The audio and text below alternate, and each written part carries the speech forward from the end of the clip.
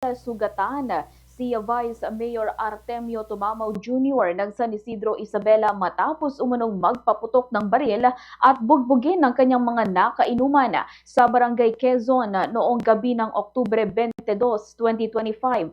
Sa panayam ng Bombo Radyo Kawayan kay Police Captain Ana Marie Anog, ang hepe ng San Isidro Police Station, sinabi nitong nangyari ang insidente bandang alas 11 ng gabi habang nagiinuman ng dalawang lalaki kasama ang isang SK chairman. Dumating umano sa lugar ang Vice Mayor at nakisali sa kanilang inuman. Pagkalipas ng ilang minuto, nagkaroon ng hindi pagkakaunawaan sa pagitan ng opisyal at ng kanyang mga kainuman. Sa gitna ng inuman, tinanong umano ni Tumamaw kung sino sa kanila ang nais maging bodyguard niya bago ito nagtungo sa kanyang sasakyan upang kunin ang kanyang baril. Nang sitahin siya ng mga kainuman tungkol sa pagdadala ng baril habang nagiinuman ay nagalit umano ang lokal na opisyal at nagpaputok ng kanyang baril dahilan upang magtulungan siya ng mga biktima at bugbugin.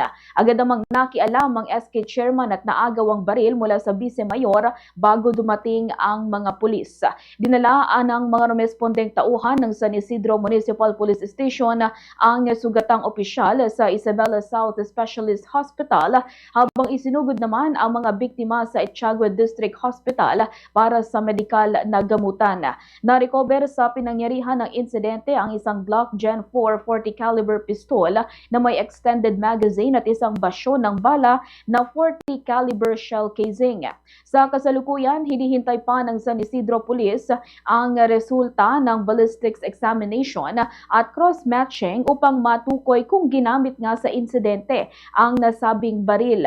Isinasagawa rin ang verifikasyon upang malaman kung lisensyado ang naturang armas. Samantala, hindi pa nakukuhanan ng pahayag si Vice Mayor Tumamaw dahil nasa ospital pa rin siya at nagpapagaling mula sa mga tinamo niyang sugat. Tiniyak naman ng San Isidro Police Station na isasagawa nila ang masusing investigasyon upang matukoy ang buong detalye ng pangyayari at ang mga dapat managot sa insidente. Ganito ang bahagi ng pahayag ni Police Captain Ana Marie Anog. Then later on po ay itinakbo din po namin sa pinakamalapit na ospital para mabigyan po ng appropriate treatment po yung dalawang victim do physically po wala naman pong makikita na mga visible na tama ng kahit ano po. So